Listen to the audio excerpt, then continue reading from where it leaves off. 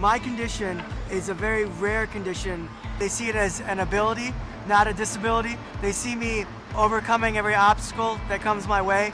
I've made it my mission that my disability will never stop me from doing anything that I would like to do. My name is Justin Beauchesne. I am 27 years old and I started skateboarding when I was about 12.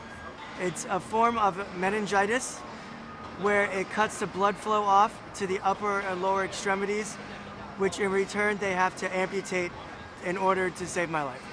No, it is not currently a threat to my health. It's kind of like having chicken pox. You only get the strong form once. I definitely did the 3 tries rule, except I had to figure out how to do it after 3 tries, because the way that I do my skateboarding tricks, there's no one else that can do it the way that I do it. I use only my back foot when I do skateboarding tricks, and my front foot is only there for support. So most people have to use their front foot and their back foot. I'm only using my back foot 90% of the time. Growing up was definitely a task all on its own, having to deal with challenges that most people would take for granted, like putting their shoes on or putting a shirt on. That was definitely a very big struggle for me in the beginning, but as I've grown up and kind of become who I am today, I realize that that's made me a better person, that's made me see life in full in terms of, okay, so maybe I can't open a soda. Let me use a spoon to pop the top to then open it for myself. And I feel that a lot of people don't have that mindset. A lot of people will just give up on a hard task or something they can't really overcome in the first try. I've always wanted to prove to people that just because you have a disability doesn't mean you can't do something, doesn't mean you can't live a normal life. And I want my skateboarding to show others that, hey, I may be disabled, but I'm out here with everybody else. I'm doing tricks just like everybody else, and I'm succeeding in a very hard sport just like everybody else because I put my mind to it. Everyone asks me how I do it at least once or twice a day. If not, I see them trying the same skateboarding trick the same way that I'm doing it, and it's kind of a relief. You know, they don't see me as, oh, he's just a disabled person.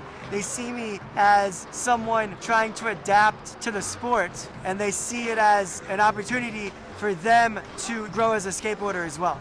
I think Justin's skateboarding is a good outlet for his frustrations in life, and also it's a good thing to inspire other people, and it gives him a great outlet just to be himself and give him something to let his talent out and show it to the world. My ultimate goal is to teach others how to skateboard, teach others how to look at themselves in a positive manner, and be a successful human being. I traveled 3 to 6 times during the summer with a nonprofit organization called Adaptive Action Sports. We are teaching people with disabilities how to skateboard, as well as how to have a positive outlook on life. How I always overcome every obstacle was I would try it 3 times. If I'm trying to put my shoes on, it doesn't work the first time. As I'm going to my second try, I think of a better way that may make things a little easier. And then if the second time it doesn't work, the third time I go even a little farther. Can I put my foot against a wall and squeeze my foot into the shoe? Can I use a spoon to grab the back of the shoe and pull up kind of like a shoehorn? Can I untie the shoe to make it a little looser so I can get the shoe on and then just tuck the shoelaces inside of the shoe? And that goes for everything in life. Growing up with my disease, they had to amputate my right ankle, which caused one foot to be longer than one another. So in return, I had to get a lift on one of my shoes so I could have a good balance just in walking, not even skateboarding, just everyday life. As you can see, when I skateboard, I wear prosthetics. Those are prosthetics that are made for walking. I've adapted them to skateboard. I just tell them to make it as strong as you possibly can, and I'll see you in a couple of months because I'm sure I'm going to break it. I've broken over 30 prosthetics over my skateboarding career. What stood out most to me when I met Justin was his magnetism, is what I call it. When he looks at somebody or starts to talk to someone, he just draws them in and they can't not talk to him, and he's always the center of attention in a room because he just has this magnetism that you can't resist. I'm proud of Justin because he takes what he can do and he goes above and beyond with it. He'll take his talents and his abilities and he'll use them to influence other people and use them to make his life better. I think Justin's going to skate until his legs don't work anymore. He's going to take it as far as he can take it because that's what he does with everything in life. Honestly, skateboarding is kind of a loner sport in terms of a lot of people that just start skateboarding are on their own.